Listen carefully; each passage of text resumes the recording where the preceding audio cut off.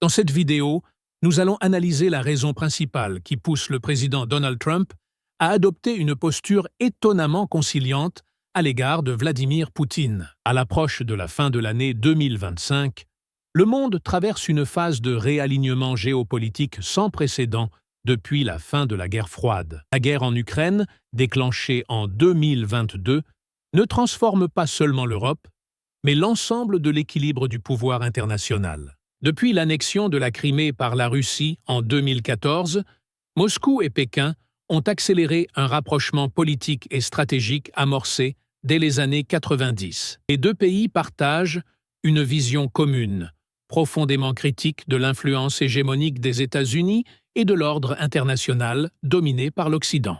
Ce rapprochement s'est intensifié à mesure que la Russie faisait face à un isolement politique, économique et technologique croissant, conséquence directe des sanctions occidentales. Dans ce contexte, la Chine est devenue un partenaire central pour Moscou, permettant d'amortir les effets des sanctions et de maintenir ses capacités industrielles et militaires. Le 27 décembre, le général Kirilo Boudanov, chef du renseignement militaire ukrainien, a déclaré que Donald Trump considérait désormais la Chine comme la principale menace stratégique pour les intérêts américains. Selon lui, cette perception influencerait profondément la politique étrangère américaine à l'égard de la Russie. D'après ses déclarations, Trump adopterait une approche plus conciliante vis-à-vis de Vladimir Poutine, allant jusqu'à accepter certaines concessions sur le dossier ukrainien, dans l'objectif de fragiliser le partenariat stratégique entre Moscou et Pékin.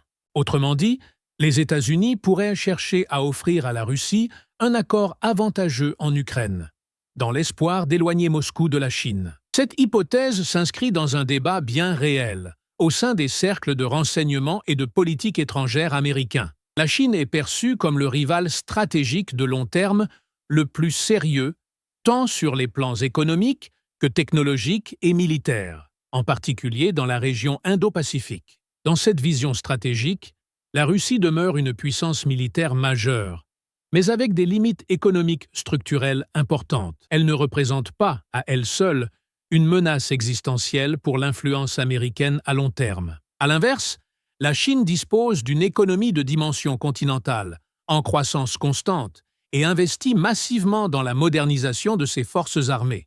C'est cette combinaison de puissance économique, technologique et militaire qui fait de Pékin le principal rival stratégique des États-Unis. Delhi. Il est important de souligner que le partenariat entre la Russie et la Chine ne s'est pas formé à la suite de la guerre en Ukraine. Cependant, l'invasion et les sanctions occidentales ont clairement renforcé et accéléré cette relation. Sur le plan économique, la Russie a redirigé une grande partie de ses exportations de pétrole et de gaz vers l'Asie, et principalement vers la Chine, après avoir perdu l'accès aux marchés européens. Malgré les contraintes logistiques, ces flux énergétiques continuent de croître. Sur le plan militaire et technologique, Moscou dépend de plus en plus de composants industriels chinois pour soutenir son effort de guerre. Il ne s'agit donc pas d'une relation purement commerciale, mais d'un alignement stratégique profond. Cette relation reste toutefois asymétrique.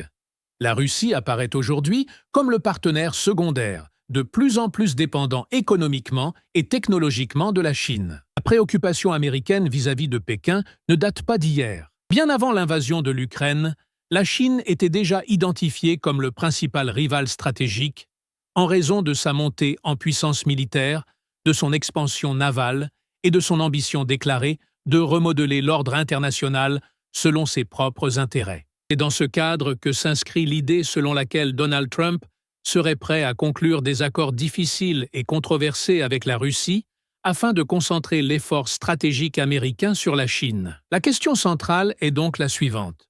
Cette stratégie est-elle cohérente ou repose-t-elle sur une confiance excessive envers Vladimir Poutine? D'un côté, il est rationnel pour les États-Unis de considérer la Chine comme la principale menace stratégique. Les ambitions chinoises concernant Taïwan, la mer de Chine méridionale et la domination technologique mondiale constituent un défi réel et croissant.